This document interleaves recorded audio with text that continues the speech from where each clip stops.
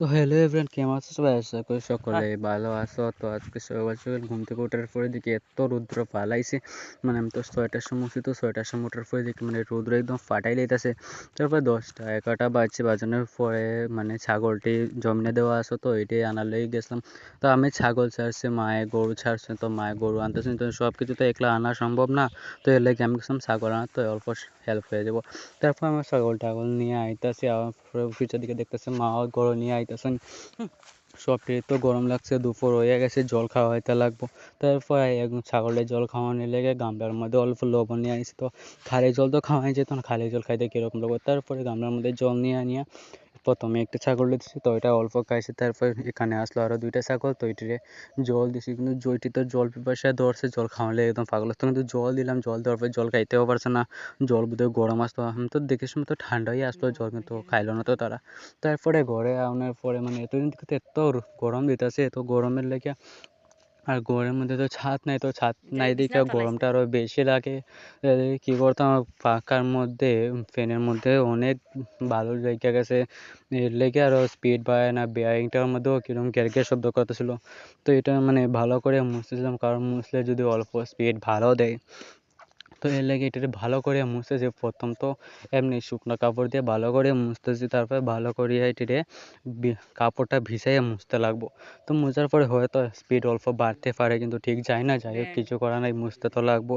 আর রাত্রে হইলে গরমের সময় ঘুমাই যায় না, গরম এটার স্পিডও কমে গেছে।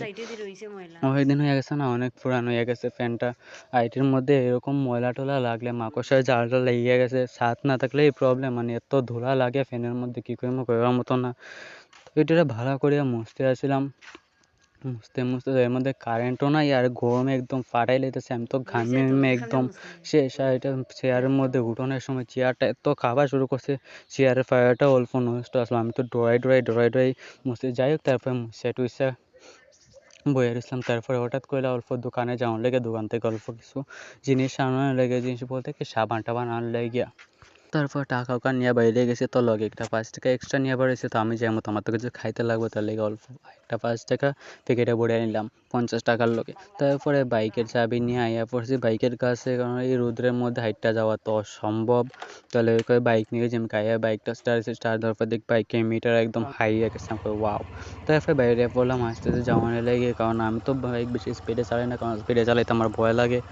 আমি প্রায় সময় আমি বাইকটা আস্তে আস্তে চালাই, আমার আস্তে চালাইতেও ভালো লাগে, স্পিডে চালাইতে কীরকম যেন একটা লাগে, ভালো লাগে না, ডর লাগে। তো এর লেগে আমি প্রায় সময় বাইক স্লোলি চালাই, যতটুকু পারি ততটুকু স্লো চালাই। আর এটার লেগে আমি সবসময় ফার্স্ট বাইরে, কারণ অল্প তাড়াতাড়ি বাইরে কী হয়ে যাবে, এর লেগে আমি অল্প তাড়াতাড়ি বাইরে যাই যে কোনো জায়গায় যাওয়ার লেগে, কারণ আমি তো আস্তে চালাই। তো এর লেগে আমি অল্প তাড়াতাড়ি বেরিয়ে যাই, কই যাতে টাইমের মধ্যে গিয়ে পৌঁছে যেতে পারি, নাহলে তো স্পিডে চালাইলে তো আমি একদম টাইমের 5-10 মিনিট আগে বাইরেও গিয়ে পৌঁছে যেতে পারতাম। তো যাই হোক তারপরে গিয়ে এখান থেকে খরচ টরচ নিয়ে আইয়া পড়ছি।